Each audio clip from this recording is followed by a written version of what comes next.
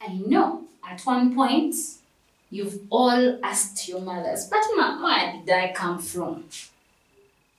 Where did I come from? Did you just buy me? Did you get me from somewhere? Where did I come from? You've all asked that question to your parents. So now we're going to cover a very interesting topic, the origin of man. It is our topic too. Where did this man come from? Why are we here? And where did we come from? That is what we are going to be covering in our topic too. So there are many views that have been given by different people to explain the origin of man. As historians, we are going to look at all of those views. And after looking at all of those views, you decide and say, maybe me, I came from here, or I came from the other side. You've had many stories talking about the origin of man. You know, you came from such, you came from monkeys, you came from created by God. Then you find some people tell you came from Chintu and Nambi, then you came from Gikuyu. So there are many stories about the origin of man. That's why we need to clear. And we need you to understand, where did you come from? So we're going to look at all of these views about the origin of man. We have 3 views about the origin of man. One is called the traditional views. Another one is the religious view. Another one is scientific view. They all have different views. You know, they always give us, man came from such according to their understanding. Now we're going to first look at the traditional views about the origin of man. What does traditional tell us? One, the traditional tells us that man went through stages. He went through the first stage and then went through the second stage. The first stage was man not having a permanent house, living in the bush, eating raw food. Then with time we are seeing man inventing fire, man inventing stones and making tools out of stones. Then from there we go to the second stage where we see man having a permanent settlement, building houses and then doing agriculture, and still man domesticating some animals like dogs for protection. So those are some of the stages that man went through before he came to his current stature. So we have stage 1 and stage 2. But still traditional goes ahead and tells us that the origin of man, it varies from one tribe to another. So it varies from one tribe to another. You'll find the Baganda will tell you their different origin. You go in Kenya, they will tell you we came from here. You go anywhere, everyone will tell you different stories where they came from. First, we're going to look at, what do the Baganda say? What do the Baganda say? Where did they come from?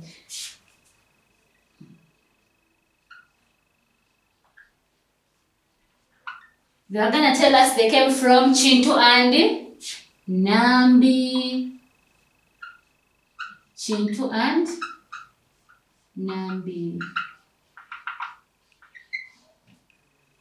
These are the stories you've been hearing when you're growing up, They always tell you now when Chintu had his wife, they called Nambi, they produced children, and these children, those are the clans of Buganda that we have today. That is one view. It tells us that the Baganda came from Chintu and Nambi. Other things?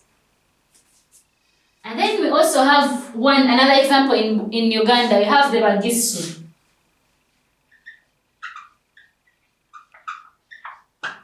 For them, they always tell us they came from Mundu and Sarah.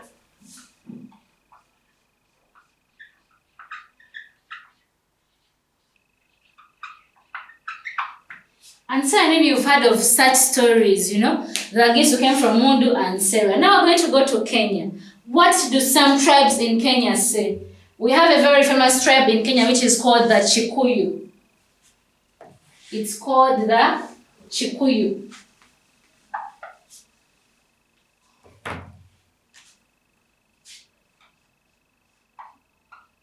The Chikuyu. The Chikuyu, they say for them they came from Gikuyu. Gikuyu and his wife. For them they say they came from Gikuyu.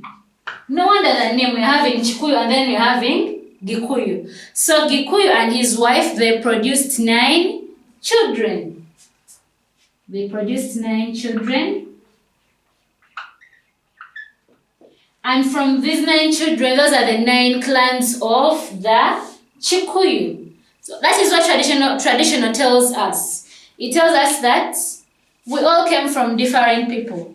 So they are going to tell us we came from Chintu and Nambi, Bagisu, Mundu and Sarah. And then among the Gikuyu, the Chikuyu, they tell us they came from Gikuyu, who produced 9 children. And those 9 children are the 9 clans of the Kikuyu. And you're going to find about many stories, many traditional stories telling you about the origin of those different tribes.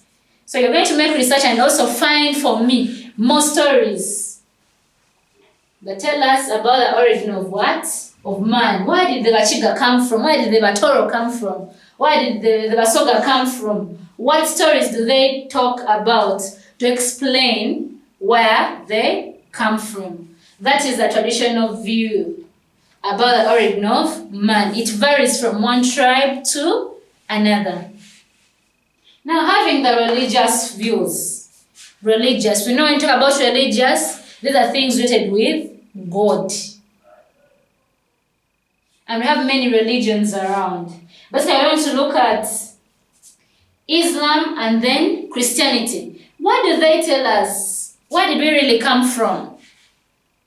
Do they tell us something in common or they don't? So now, we're having what they call the creation story in the Bible. When you read the first book of the Bible and then the first chapter of the Bible, you find in verses 26, you find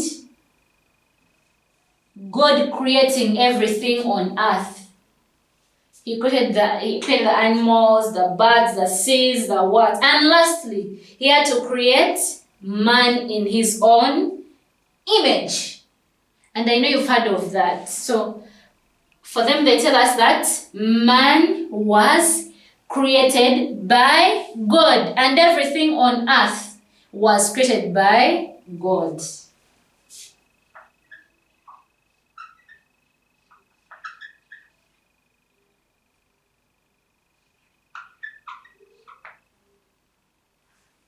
Man was created by God in his own image.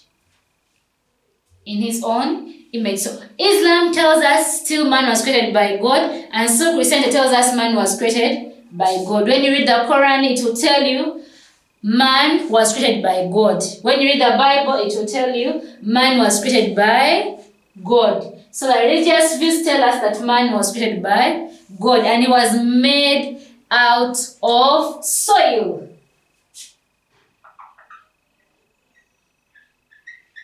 Made out of soil. Created by God and then made out of soil. Simply that. And God breathed into the man and became a living soul. That is what religious tell us.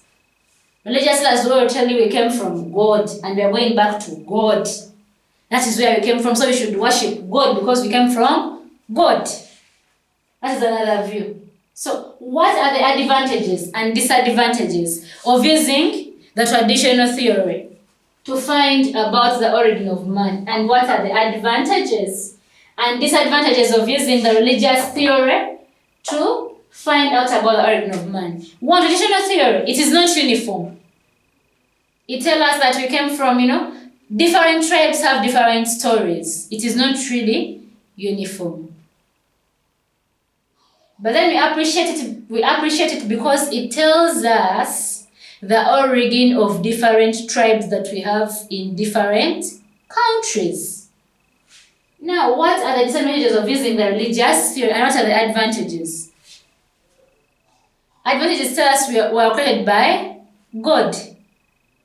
Simply that, And why are we here? Where are we going? What and what?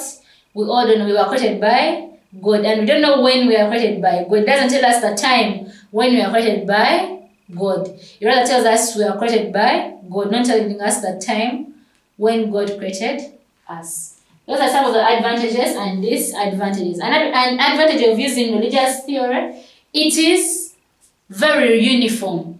It doesn't vary. It tells us openly we are created by God, nothing more. So those are the advantages and disadvantages of using tradition and religious theory. Remember, we have another theory. It's the scientific theory. Scientific view about the origin of man. What does science have to tell us about the origin of man? We've seen traditional telling us something. Religious has told us something. Now, what is science telling us? Where did we come from? Don't forget the question. So now we're having some two terms. Human evolution. And then we're having Darwinism. To evolve means to come from something. So evolution means stages. Go through stages. Go through stages.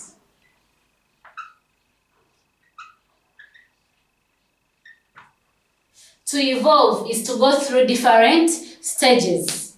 An example you can use is when you're to look at a caterpillar. You find a larva, then when you find a larva, you find eggs first of all. After the eggs, then you find the larva, then from the larva you find the pupa, then from there you find the caterpillar, then from the caterpillar you find the butterfly.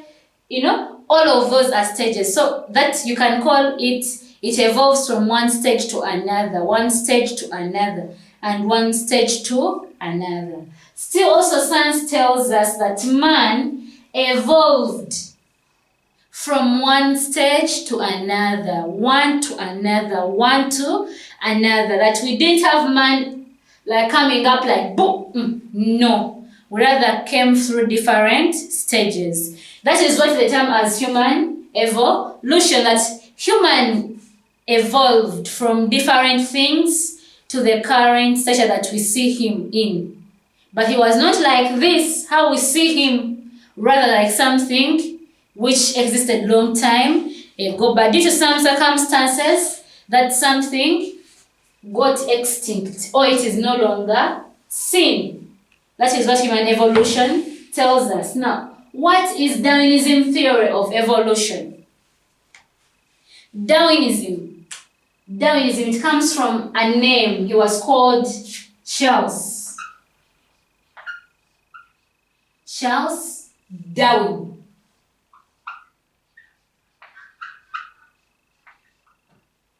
Charles Darwin was a biological scientist.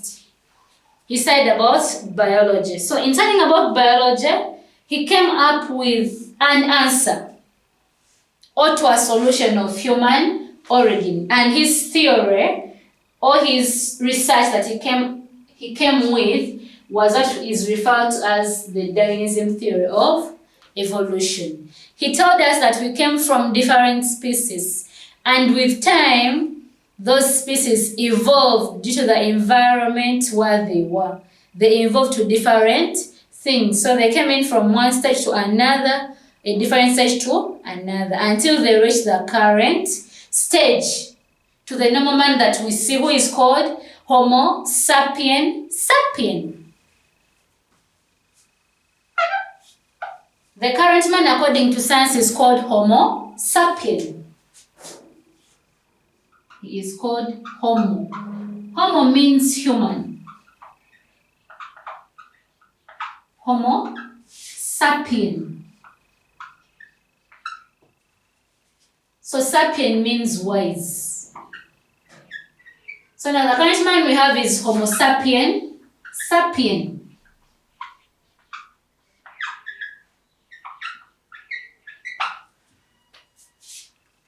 Homo sapien.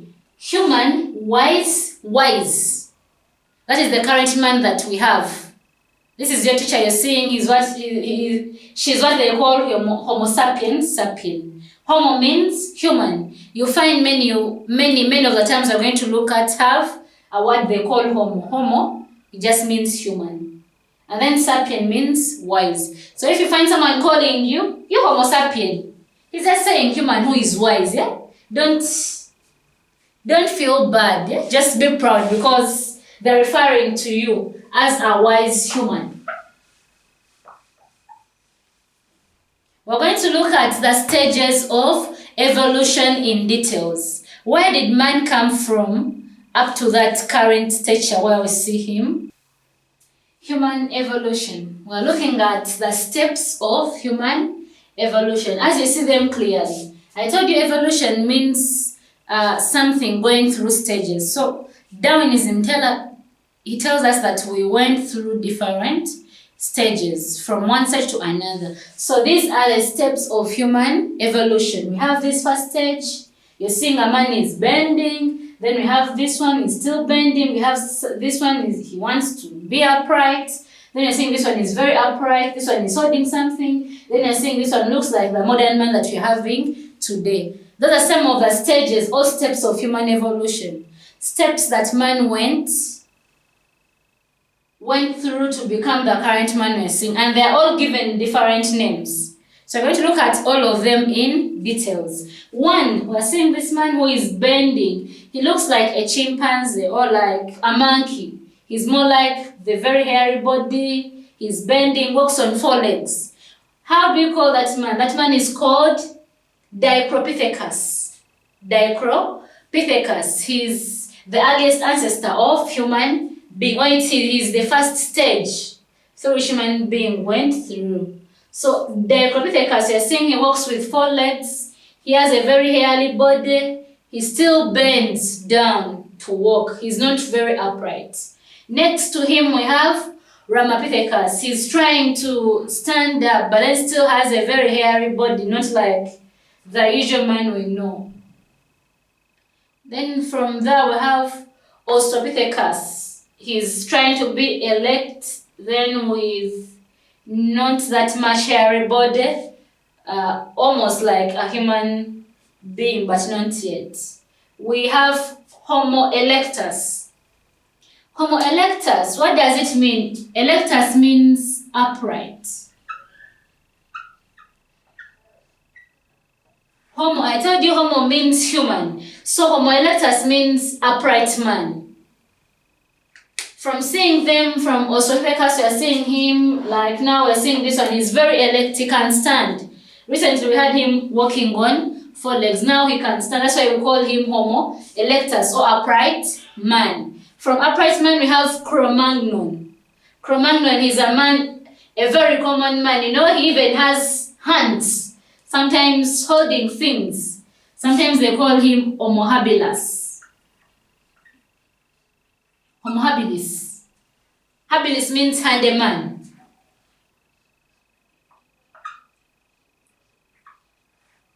It means handy man. So Cro-Magnon, we're seeing him having a spear. He's even holding something. He's handy man. If Cro-Magnon, he holds something, a spear, so he can use his hands to do something, not just being erect, but he can do also something. So under him we also have Homo habilis, handy man.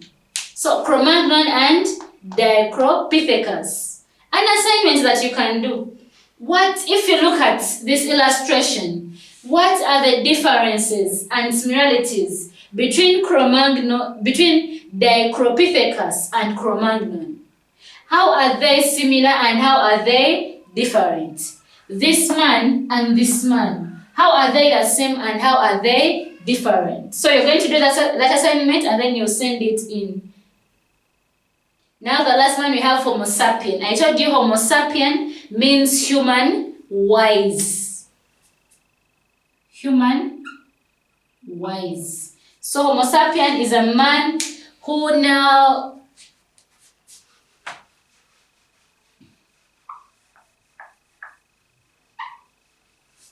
Homo sapien, a man who now would cook food, would have animals around him, would do agriculture, would do everything by himself, up to the current man that we are having, who has better technology, the use of many things. So that is Homo sapien. And then modern man, he is called Homo sapien, as I told you. He's called sapien.